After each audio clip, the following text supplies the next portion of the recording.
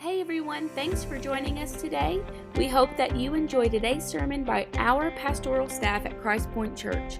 We also want you to know that if you have any questions, prayer requests, or need information on any of our ministry opportunities, you can email us at www.info@christpoint.church. We love you and we are praying that this will be the best year yet. Welcome home. All I want is to be the firstborn. I want the birthright. I want the blessing.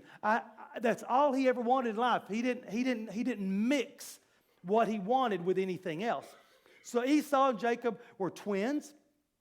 Esau was the firstborn, so therefore he had the birthright, and he would receive not only the birthright but the blessing that comes along with the birthright. So Jacob, bless his heart, was second.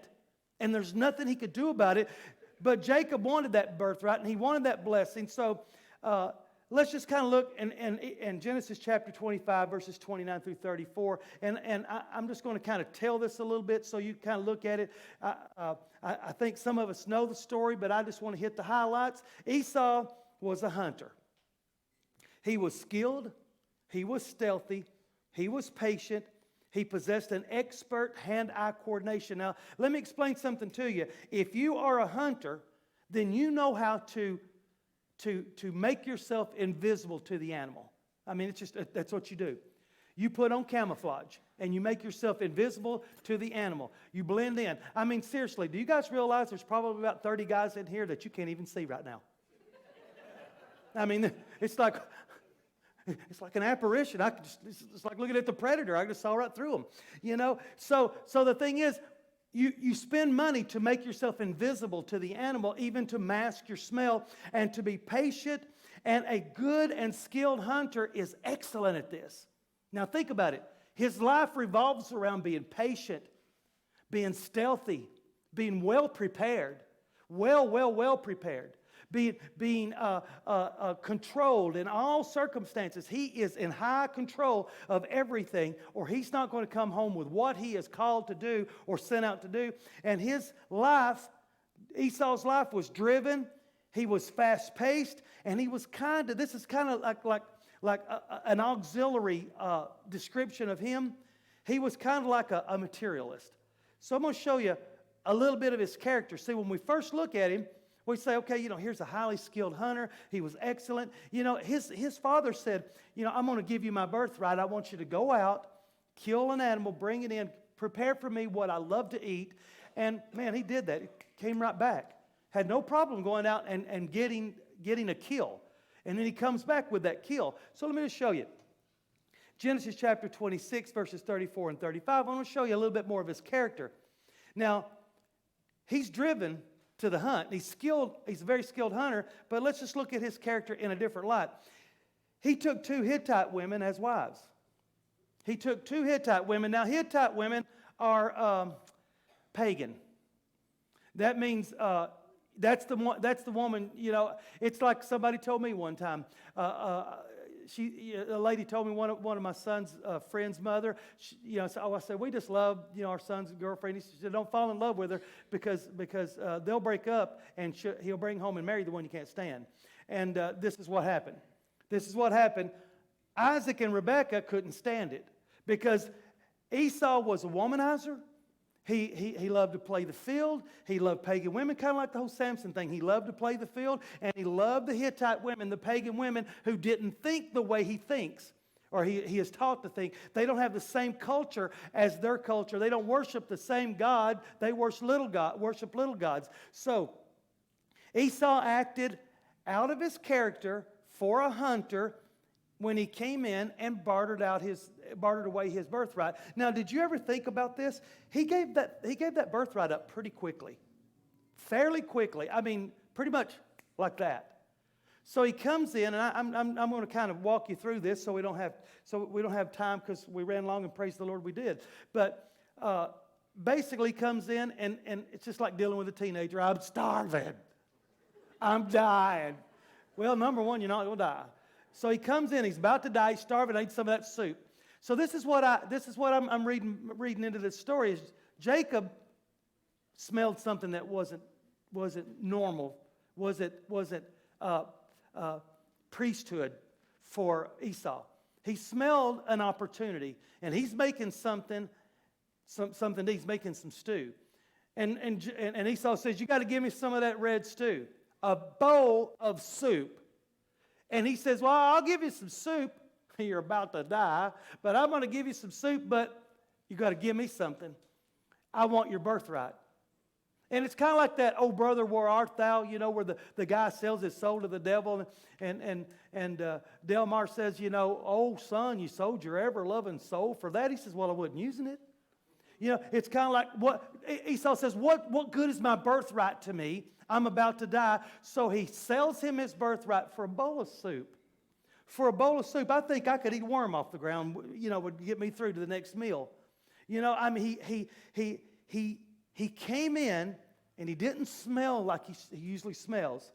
He smelled maybe a little bit more like an impetuous womanizer than he did a skillful hunter. Notice in chapter 25, verses 29 and 30, Esau came in from the fields. Now, I want you to notice how out of character it is for him. He came in from the fields, but he doesn't have any game. He came in a skilled, highly skilled hunter, but he came in without something, without a kill. He came in and he started. I know we don't get something every time we go out, but he came in uncharacteristic because a skilled hunter wouldn't put himself in a position where he's about to die when he can go right in and build himself back up in his strength and go back out tomorrow. But for some reason, he came in with no game. So it's out of character for him, nothing to eat. A stealthy and skillful hunter wouldn't do this. So notice in 27, 30 through 31, Esau had no problem killing game. Now, we see he comes to his father, and his father says, I'm going to bless you, go out and kill. He has no problem killing game. When it came to his blessing, man, I'm right on top of it. But his everyday actions kind of didn't spell, you know, 2 and 2 didn't make 4 on this one. Could it be, I'm just saying, could it be, the reason Esau was starved and willing to sell his birthright so quickly is that maybe he smelled more like a womanizer and less like a firstborn hunter of a son of Isaac? Maybe he smelled a little bit too much like the world. Remember, people become what they spend their time doing. Esau came in to the deal with Jacob out of character. Out of character. You know, why do we sell, let's just say, I'm going to give you an example. Why do we sell a motorcycle for a fraction of what it's worth? Because we have to pay bills and we're going to get kicked out of our apartment if we don't. Why do we sell a gun for a fraction of because we're out of character. Because we're under a stressful situation. Esau comes in, he's totally out of character, and he comes into the deal, and he smells different, and Jacob could smell it.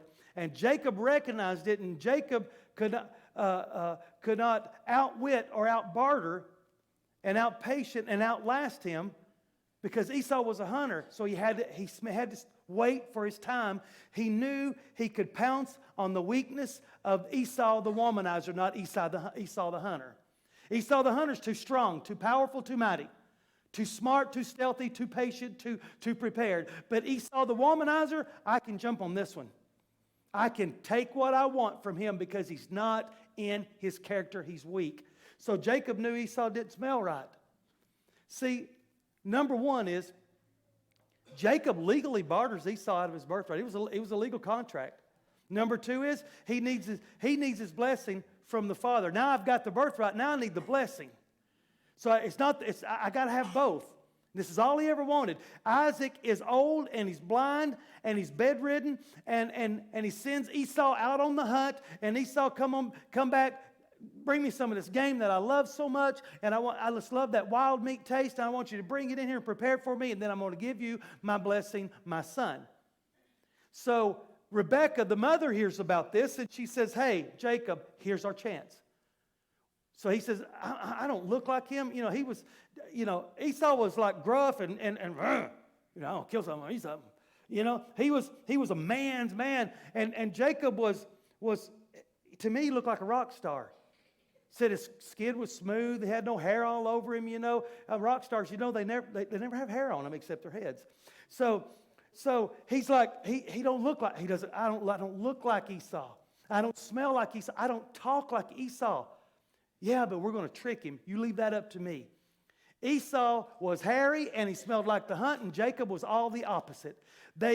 His mother went out, they killed goats, they prepared meals, and they came in and they wrapped his arms with goat skins to make him feel all hairy, and they put on him Esau's clothing.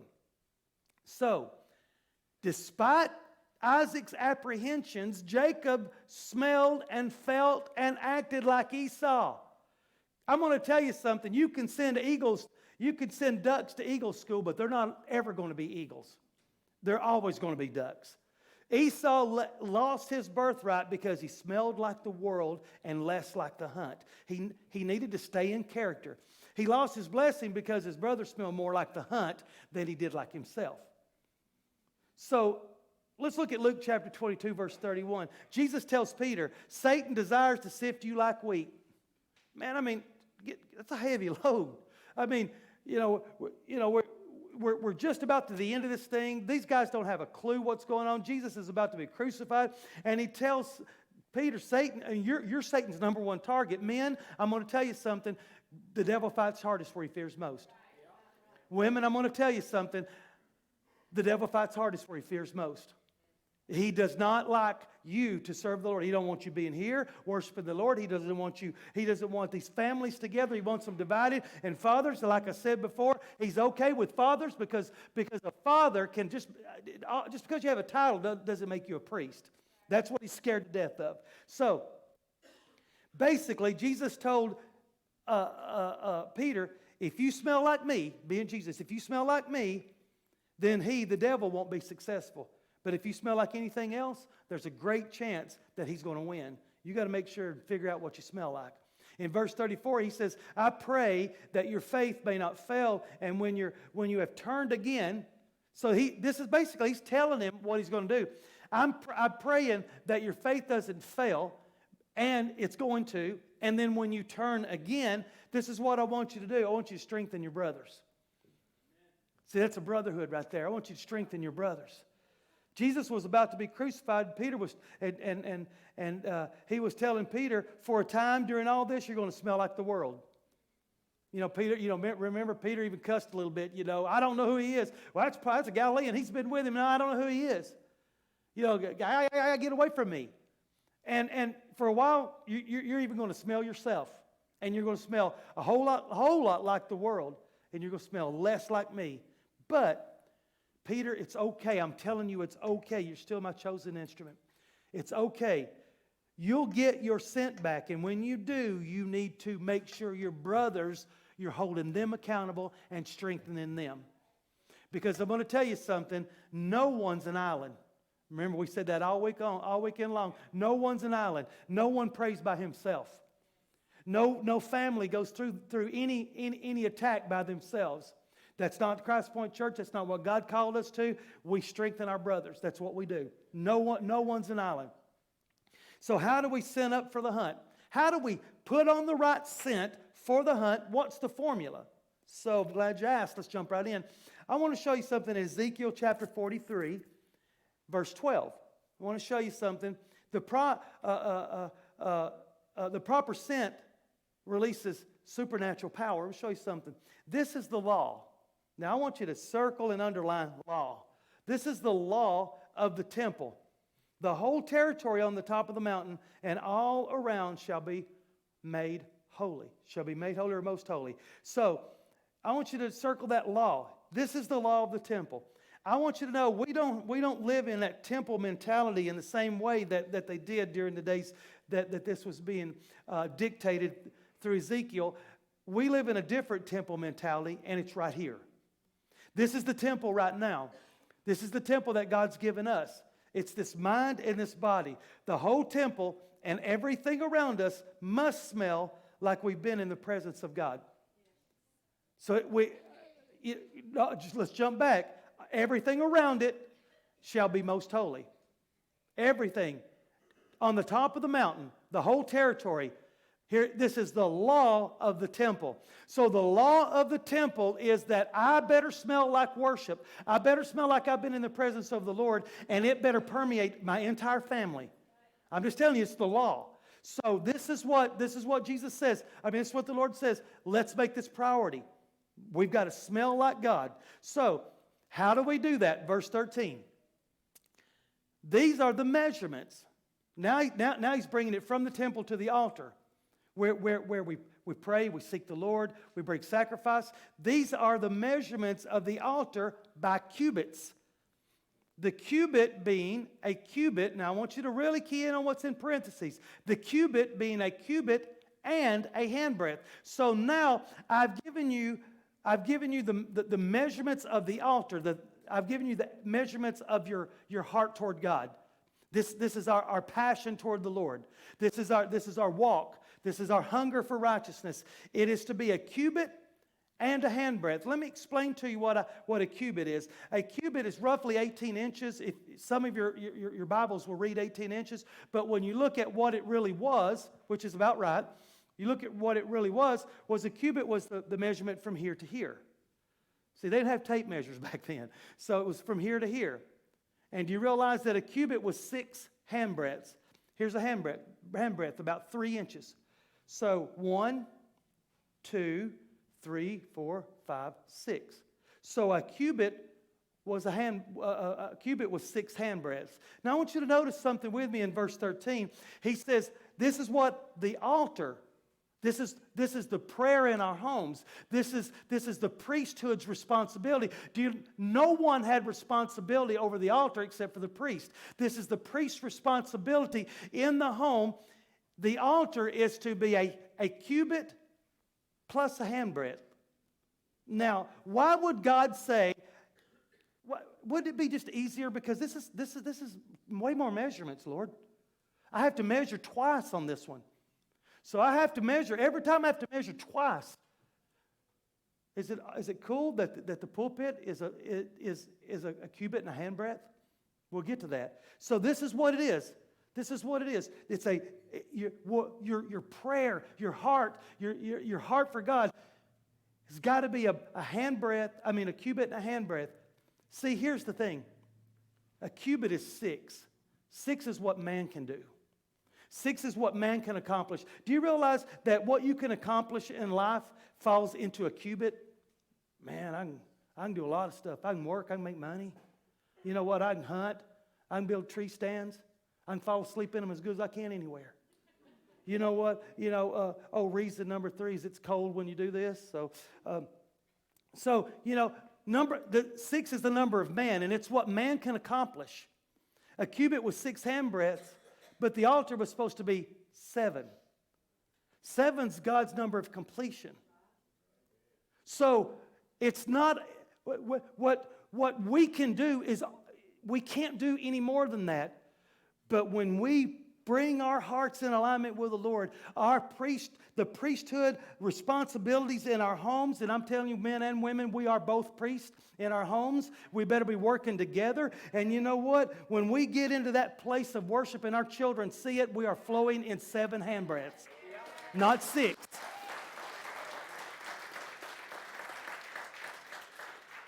So here's the skinny. There's some things in your life that can smell like you. It's okay. There's some things that have got, there's no compromise. They've got to smell like Jesus. There's some things in our life that can be a cubit. But there's some things in our life that a cubit and a handbreadth, 7 is all there's no sacrifice and there's no mixing. Let me kind of give your golf game, it's okay to be a cubit. This is the one I love. Lord, I just need a good shot. I don't think God cares whether you make a good shot or not. I really don't. And I'm one of those. Believe me. There's 2 things. A guy told me one day, he goes, this must be a holy ground today. He said, you're the 5th pastor in a row that's come through playing golf. He said, the grounds must be holy. I said, trust me. I said, on the golf course, preachers cuss more than anybody. Not true. But anyway, it just sounded like a good thing to say. So you know what? Lord, I just need a good shot. I don't think he cares. Your golf game, it's a cubit. It's a cubit. It can smell like you. Your shopping list, it's a cubit. It can smell like you. Your score, the score of your favorite sports team, if it's orange, is a cubit. I mean, in all reality, I mean, I bleed orange. I love the Vols. And you know what? We were sneaking around and catching scores yesterday. But you know what? God doesn't care. It doesn't matter. It doesn't matter. It's not going, that's not prayer in my home. It's not worthy of that. Your hair appointments, your fingernail appointments, your deer stands, your motorcycles. And believe me, I love my bike. It's my time on the bike. It's all a cubit. It can smell like you. It's okay. It's okay. But what we worship and the time that we spend in the presence of the Lord, if it's not 7 handbreadths, then we're failing. If it's not 6 + 1, we're failing. We're basically coming in and saying, oh, by the way, prayers, and I'm going to run back out. We're saying everything else is more important than the worship that I show my family. The presence of the Lord. It's all that's going to make any difference. I love Christpoint Church, and I want 1 million people to go to heaven with me and to come to church with me. But you know what? What I really hunger for is a tribe. A tribe with blue camouflage shirts on, for one thing. Blended in, you can't even see them. They're in here. 7 handbreadths worshiping the Lord. That's what I desire.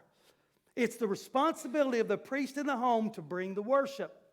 It's the responsibility of the priest in the home to bring the worship, not somebody else. It's the priest's responsibility. People become what they spend their time doing. If you talk about whatever else is going on in your lives, we need to check whether or not we're working in 6 handbreadths or 7. Esau smelled like the world he created around him, and he lost his birthright because of it. If we're selling off our godly inheritance for something that brings temporary pleasure, then our home probably smells more like the world than it does the Lord. I'm sorry if it hurts your feelings. It's time for us to realize that and fix it. I'm going to tell you something. Marriages don't fail because husbands and wives pray together all the time. Marriages fail because husbands and their wives spend all of their time in 6 handbreadths instead of 7. So, and on and on and on. 6 is the number of man. It represents what man can do, what scent man brings. 7 is the number of God. It's the number of completion. By the way, it's a shameless plug for Wednesday nights. Our Revelation study, that number came up, and we talked about that the other night. So God said in Ezekiel chapter 43, verse 13, when it comes to what we worship, when it comes to what the presence of the Lord, the altar we create, our prayer life, the altar in our home, our priesthood, our homes, the sin of man is not enough. The sin of man is not enough. Let me show you something in 1 Kings chapter 18. We got this story about Elijah, and he prayed, and he prayed for rain. And his servant comes back, no rain. Notice that he prayed 6 times. Notice that he prayed 6 times. And then the word says that he prayed a 7th time. He prayed a handbreadth more. And I want you to notice something else. What do you see now? I see a cloud the size of a man's fist. 1 handbreadth. 1 handbreadth. You know what? If we're in a drought, 6 handbreadths, no matter how many cubits, are not going to get us to a let it rain mentality. But when I go into prayer for the 7th time, I'm going to see a cloud about the size of a man's hand. You know what? Maybe that was God saying, look, I'm the 7th hand. I'm the 7th hand. David had to go into battle against the spirit of the Antichrist. Do you realize that Goliath was 6 cubits tall? Remember, a cubit is 6 handbreadths times 6, had 6 fingers, had 6 toes. David had to go into that battle against the spirit of the Antichrist. We've got to go into battle against the spirit of the Antichrist on a daily basis. Exodus chapter 33, verse 15, Moses said, if your presence doesn't go with me, then I'm calling the whole thing off.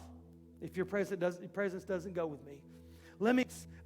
Did you ever notice that Joshua and his men marched around Jericho 6 days and the walls didn't fall until the 7th day on the 7th time around?